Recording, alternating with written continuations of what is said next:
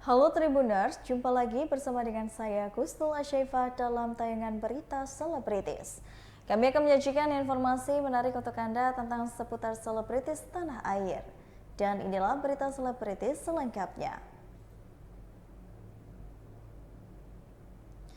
Berita pertama datang dari V-Cinema Picture yang melaporkan 7 web ilegal yang membajak film Mencuri Raden Saleh. Rumah produksi V-Cinema melaporkan sejumlah web ilegal ke Polda Metro Jaya terkait dengan pembajakan film yang mencuri Raden Saleh. V-Cinema telah mengumpulkan 7 web yang membajak film Mencuri Raden Saleh dengan rekaman langsung dalam bioskop. Dengan pembajakan tersebut, tentunya semua yang terlibat dalam film Mencuri Raden Saleh kecewa, termasuk para aktor seperti Angga Yunanda dan juga Iqbal Ramadan.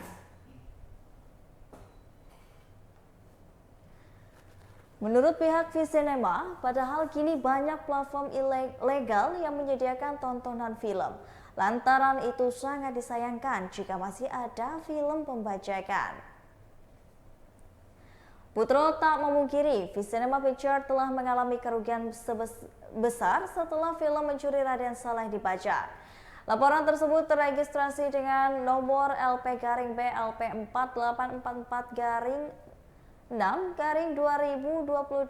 SPKT Polda Metro Jaya tertanggal 21 September 2022 dengan korban tertera PT V-Cinema Pictures. Adapun pasal yang dikenakan kepada para terlapor adalah pasal 9 JO pasal 113 Undang-Undang Nomor 28 Tahun 2014 tentang hak cipta dan atau pasal 32 JO pasal 48 Undang-Undang Nomor 19 tentang ITE. Berikut wawancaranya.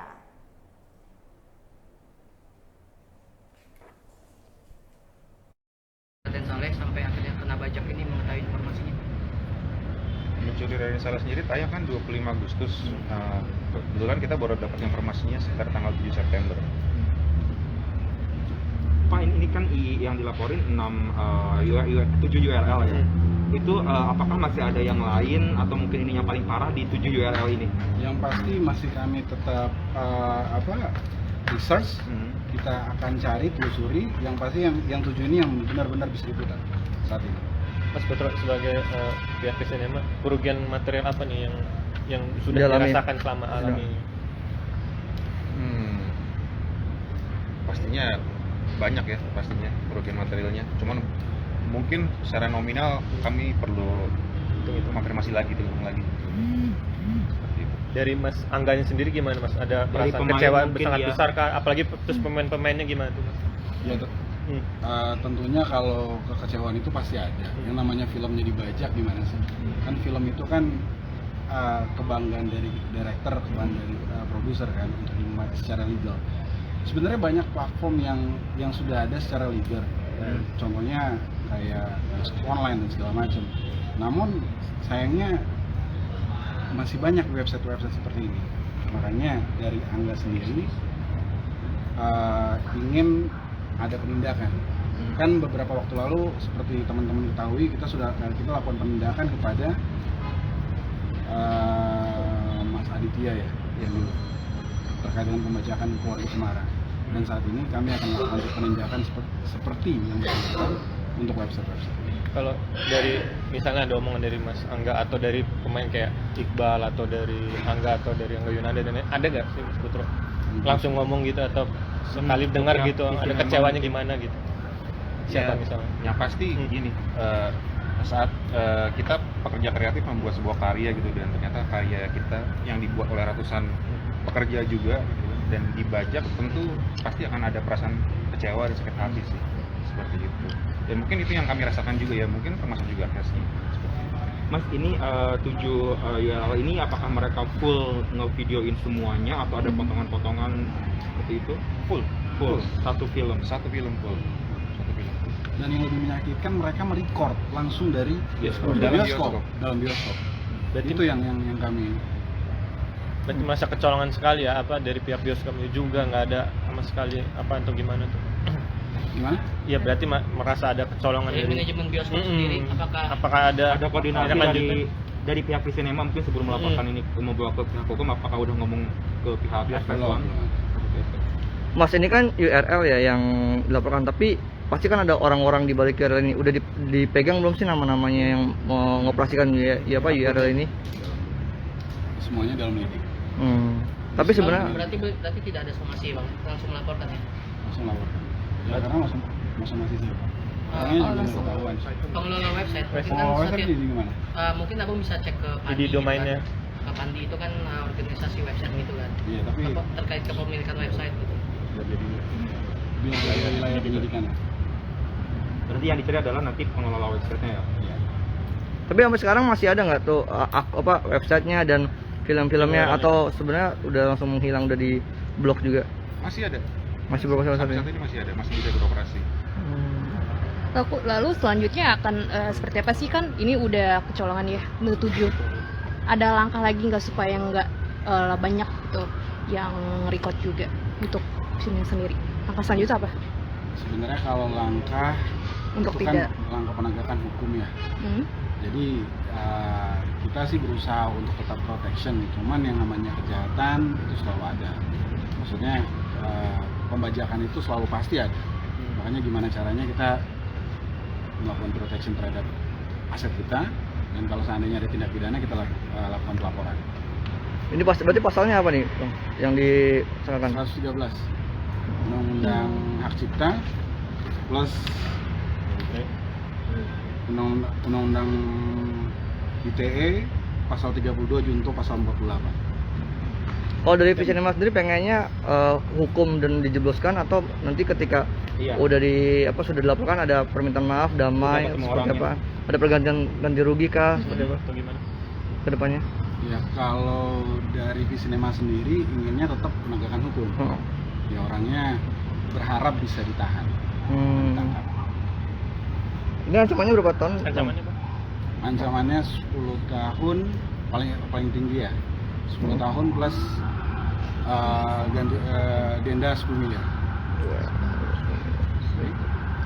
Ada lagi? Boleh ditunjukin Bang? Ya. Ininya Bang? Suratnya, laporannya Bang? Tunjukin Bang ke depan. Mas saya gitu.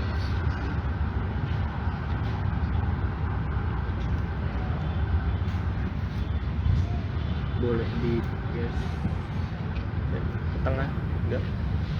Tengah di setengah sana. Nah. Berita selanjutnya, cabut gugatan pihak Farah Noseliana dan juga suami Zaskia Gotik sama-sama wajib hadir di sidang berikutnya. Farah Noseliana mendadak mencabut gugatan atas kasus pengakuan anak terhadap suami Zaskia Gotik, Sirajuddin Mahmud.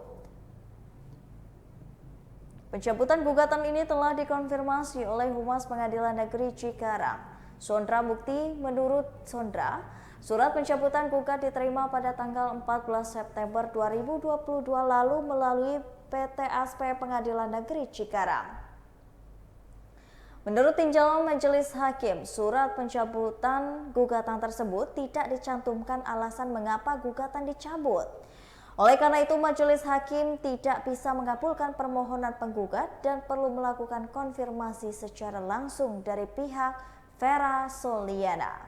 Sayangnya dalam persidangan kali ini, pihak Farah Noseliana absen dan hanya dihadiri oleh kuasa hukum Sirajuddin Mahmud. Oleh karena itu, Majelis Hakim mengharuskan kedua belah pihak untuk dapat hadir dalam persidangan berikutnya. Adapun persidangan berikutnya akan digelar pada Rabu 28 September 2022 di Pengadilan Negeri Cikarang. Sondra juga menjelaskan bahwa apabila telah dikonfirmasi dan benar penggugat akan mencabut gugatan, Majelis Hakim nantinya akan membuat penetapan. Berikut wawancara dengan Humas Pengadilan Negeri Cikarang. Sorry. Ya, silakan. Aman nih semua ya? Iya, ayo. Ya gimana Pak Sondra, mungkin mengenai sidang Sirajuddin hari ini seperti apa agendanya Pak? Baik ya, hari ini sidang untuk perkara nomor 136 itu yang hadir dari pihak tergugat, sedangkan dari pihak penggugat tidak hadir. Dari tergugat hadir kuasanya, seperti itu ya. Pak tadi juga disebutin bahwasanya gugatannya dicabut, itu mungkin ada alasannya kenapa? Baik, jadi dari pihak penggugat mengajukan pencabutan gugatan melalui PTSP Pengadilan Negeri Cikarang. Jadi masuk melalui bagian umum. Nah, namun ketika di persidangan penggugat tidak hadir, jadi mereka hanya memasukkan surat tersebut melalui bagian umum Pengadilan Negeri Cikarang melalui surat ya. Nah, untuk itu majelis hakim memandang perlu melakukan konfirmasi kepada pihak yang bersangkutan. Oleh karenanya dalam persidangan hari ini tidak hadir, maka dipanggil untuk persidangan yang akan datang. Apakah benar pencabutan itu dilakukan oleh penggugat? Nah, nanti apabila memang benar, maka oleh karena acara persidangan belum sampai dengan jawaban, sepenuhnya masih merupakan hak penggugat. Apakah ingin meneruskan atau mencabut perkara ini, seperti itu ya. Di dalam surat pencabutan tersebut tidak dicantumkan alasannya. Oleh karenanya kita perlu mengkonfirmasi apakah memang benar itu pencabutannya dan alasannya apa. Nanti setelah dikonfirmasi kepada penggugat dan yang bersangkutan hadir di persidangan, maka majelis hakim akan bersikap untuk menindaklanjuti dari proses pencabutan gugatan tersebut. Begitu. Untuk pencabutan ini memang harus bisa dikuasai oleh kuasa hukumnya atau harus penggugat langsung yang datang atau gimana mungkin? Ya, sepanjang ini kan masih perkara ini si penggugat masih dikuasakan oleh kuasa hukumnya. Nah, kemudian hal untuk pencabutan tentunya bisa dilakukan oleh kuasa hukumnya dengan sepengetahuan dari prinsipalnya. Begitu ya. Pak, itu lewat surat tanggal berapa, Pak? Untuk suratnya sendiri tanggal diterima di Pengadilan Negeri Cikarang tertanggal 14 September 2022 diterimanya di Pengadilan Negeri Cikarang. Berarti untuk cabut gugatan itu harus ada alasannya, Pak? Di suratnya itu harusnya ada alasannya gitu. Kenapa dicabut? Ya, poin-poinnya sudah ada yang diterangkan dalam surat itu. Tentunya nanti akan kita konfirmasi terlebih dahulu di persidangan. Poin-poinnya itu ya memang sepanjang belum memasuki acara jawab menjawab dan dalam hal ini tergugat belum memberikan jawaban, sepenuhnya masih kewenangan dari penggugat apabila ingin mencabut gugatannya, tidak memerlukan persetujuan dari tergugat. Nah, tapi kita seperti yang kami sampaikan tadi perlu konfirmasi terlebih dahulu kepada penggugat, ini benar tidak pencabutan gugatan ini. Kalau benar, nanti majelis hakim akan bermusyawarah dan akan mengambil sikap terhadap pencabutan itu. Nah, kalau memang nanti pencabutannya dikabulkan, maka akan ada penetapan dari Pengadilan Negeri Cikarang. Seperti itu. Tapi nanti itu tentunya harus didasari oleh musyawarah terlebih dahulu dari majelis hakim ya.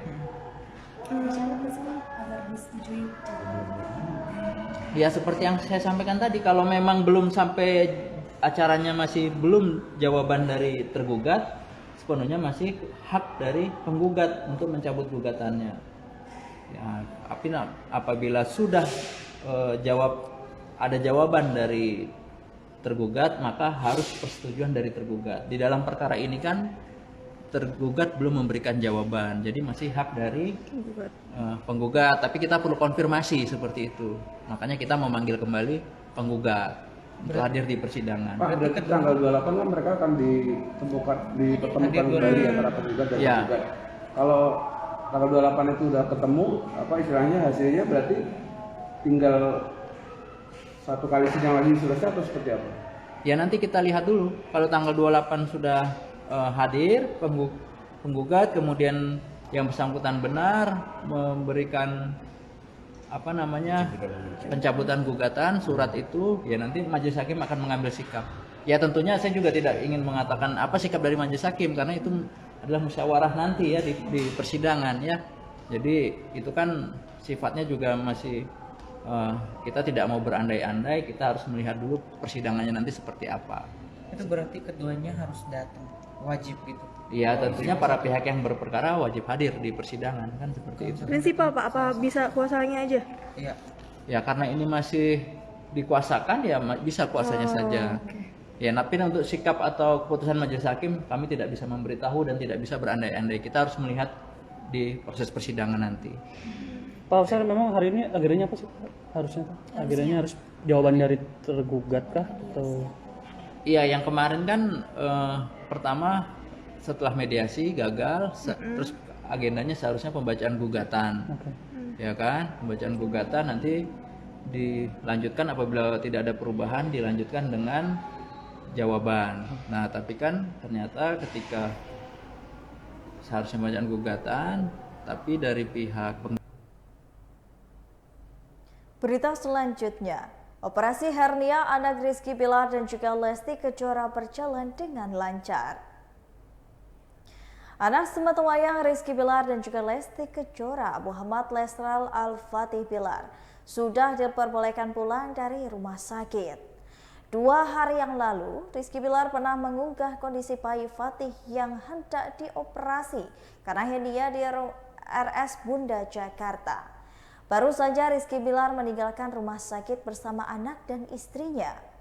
Terlihat mobil Alphard putih dengan plat BL35LAR sengaja diparkir melintang untuk menghalangi peliput lebih dekat. Sementara Leslar menumpangi mobil Mitsubishi hitam keluar dari lantai parkir. Tak ada kalimat meluncur dari mulut Lesti dan juga Bilar terkait kondisi anaknya. Jangankan memberikan keterangan, sekedar membuka kaca jendela mobil pun tidak. Setelah Mitsubishi hitam itu lewat, Alphard pun putih milik mereka menyusul dari belakang. Berikut suasana RS Bunda Jakarta.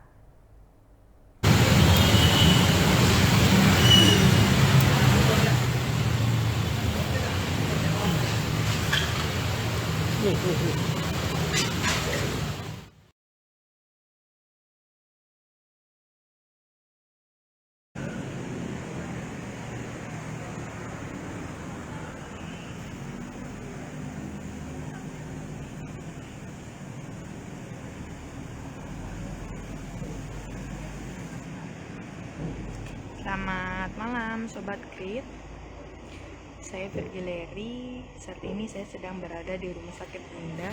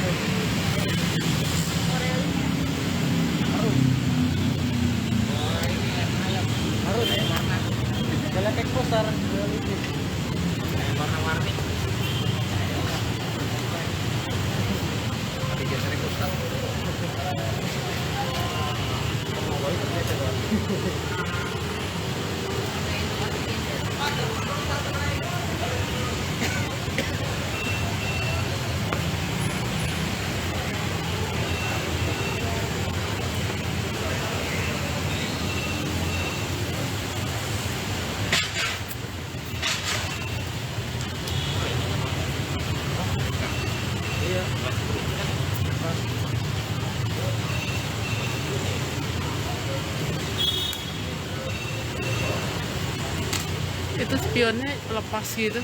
Iya.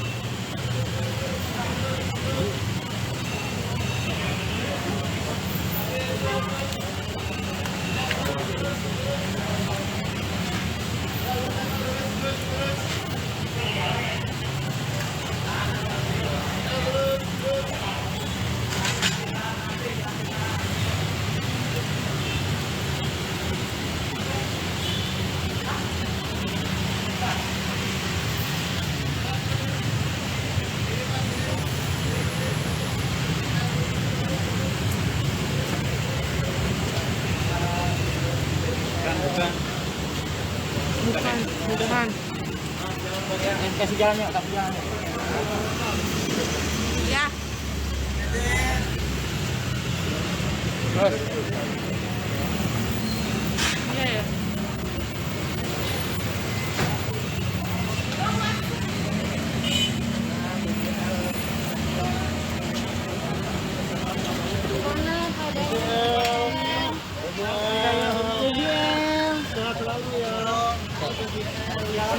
Gimana? Awas. Bisu yuk. Awas.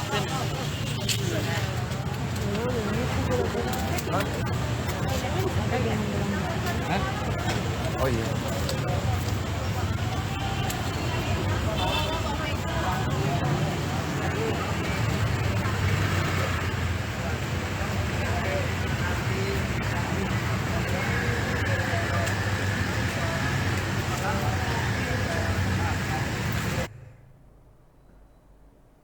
Berita selanjutnya, Perdana kembali berkarya, Ita Purnamasari akui siap hibur penggemar. Penyanyi lawas Ita Purnamasari kembali berkarya dengan grup Rompis dengan mengeluarkan sebuah single baru. Ita Purnamasari mengatakan bahwa grup Rompis mengubah dan menambah personilnya dengan menggandeng Vina Panduwinata, Tri Utama hingga Memes. Ita mengatakan bahwa dirinya dan teman-temannya tersebut baru saja mengeluarkan sebuah lagu lama yang dinyanyikan kembali. Lagu tersebut merupakan lagu Sinaran yang sebelumnya pernah dinyanyikan oleh Sheila Majid. Kini, Ita bersama dengan grup Rompis masih melakukan promosi lagu mereka tersebut ke berbagai lokasi. Tak hanya sebatas mempromosikan lagu, Ita bahkan memiliki rencana untuk menggelar konser bersama dengan grup Rompis. Rencananya konser tersebut akan digelar pada bulan November tahun ini dan akan segera disampaikan mengenai detail acaranya. Berikut wawancara dengan Ita Purnamasari. Bulan November untuk detailnya nanti akan selalu kami info.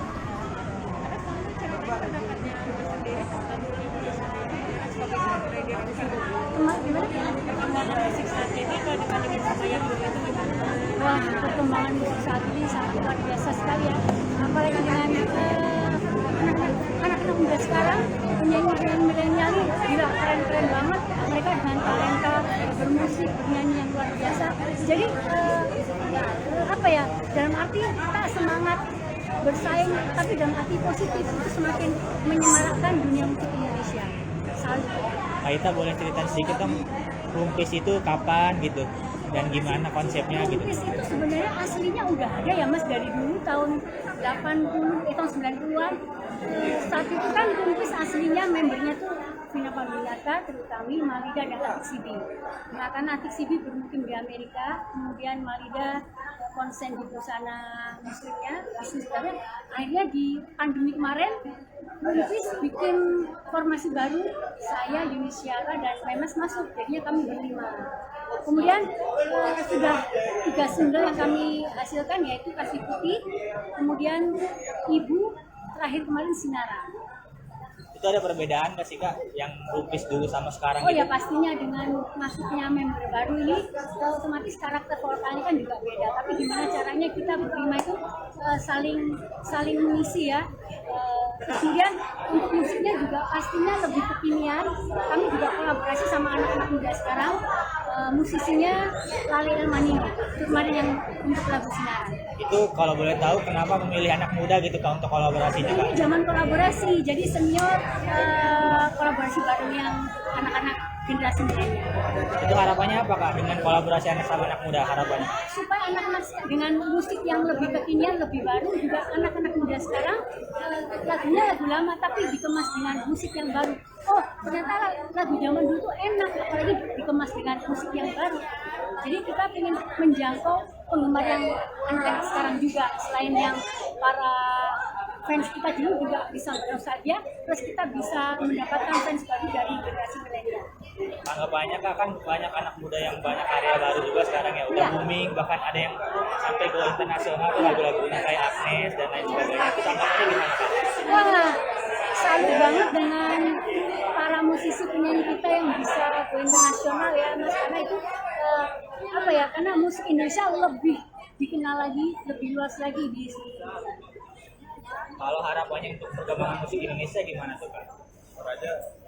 Harapannya ya pastinya lebih mendunia lagi, dan saya yakin kita tuh banyak sekali potensi musisi penyanyi kita tuh yang sangat luar biasa banget, dan dengan adanya medsos sekarang, dengan adanya YouTube, Instagram dan sebagainya bisa menjangkau seluruh dunia, dan banyak sekali anak-anak muda sekarang yang penyanyi maupun band-band sekarang itu viewersnya bisa puluhan juta dan diapresiasi oleh di mancanegara. Pak, mau tanya dong, kedekatan kakak sama anaknya kakak nih gimana sih? Seberapa dekat sih kedekatannya sama anak? Kan anakku itu anak tunggal semata wayang. Ya mau nggak mau memang dari kecil kita kan selalu bareng bersama. Apalagi sekarang dia udah kerja sebagai lawyer ya di salah satu law firm. Dia tuh kayak sekarang tuh udah jadi temen, udah jadi sahabat, ngobrol bareng-bareng Mas Vivi juga. Dan kalau saya ajak misalnya tuh cuman bisanya weekend aja, karena kan Senin sampai Jumat dia kerja. Dan itu dia juga meluangkan waktu untuk orang tuanya. Jadi alhamdulillah hubungan kami dekat sekali. Mbak Ida, tapi awalnya ketika dia untuk memutuskan jadi lawyer gitu, cerita dulu nggak sih atau sharing dulu sama orang tuanya gitu? Sebenarnya saya itu kan kepinginnya misalnya nih dia adalah mengikuti jejak kita ya, tapi memang dia punya jalannya sendiri Mas. Walaupun dia juga bisa bermain musik, tapi memang dari SMA dia sudah. Berita terakhir datang dari Livi Renata yang sulit menangis saat syuting film Love in Game. YouTuber Livi Renata merasakan kesulitan saat diminta melakukan adegan menangis saat berakting di film Love in Game. Bagi Livi Renata yang baru 2 kali bermain film itu, adegan menangis ini adalah bagian yang paling sulit saat berakting di depan kamera film. Berupaya dilakukan supaya Livi Renata benar-benar bisa menangis saat sedang syuting. Livi Renata memainkan peran Livi di film Love in Game. Film Love in Game ini tayang perdana di platform Maxstream pada Rabu kemarin. Livi Renata kemudian mencoba memunculkan emosi sedihnya dengan menonton iklan-iklan produksi Thailand. Bagi Livi Renata, peran Livi di film garapan sutradara Randy Harpy ini mirip kisah kesehariannya. Livi di film Love in Game juga dikisahkan sebagai gamar seperti Livi di Renata di sebenarnya. Seringkali Livi Renata berbicara dengan mencampurkan bahasa Indonesia dengan bahasa Inggris. Apalagi ketika Livi Renata beradegan dengan Gabriel Prince saat salah satu lawan mainnya yang memainkan peran Prince. Menurut Livi Renata, adegan itu susah karena sutradara hanya ingin take one shot dan tak mau mengulang saat syuting. Meski tidak mudah, Livi Renata bisa melakoni adegan nyebur ke kolam berenang itu. Film Love and Game ini menceritakan kedekatan Livi dengan Prince layaknya pasangan Tom and Jerry yang menggemaskan. Berikut wawancara dengan Livi Renata. Dari real life kayak tentang my exes gitu. Tapi ini yang lainnya enggak sih. Biasanya Livi, alasan kamu mau bermain film ini seperti apa? Alasan kamu?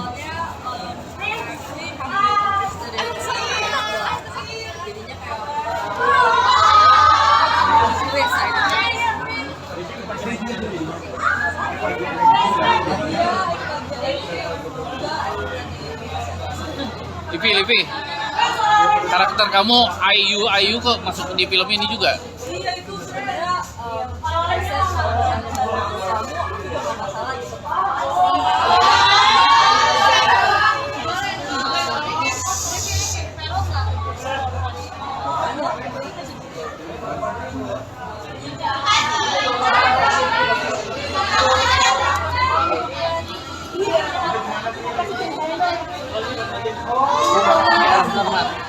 Bentar, sabar.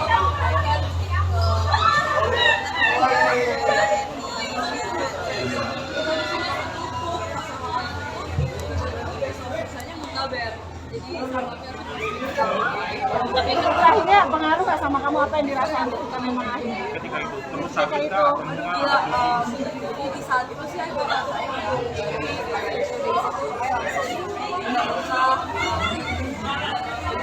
Tapi memang sejauh ini memang nggak pernah. Mas, bentar dulu mas, sebentar aja.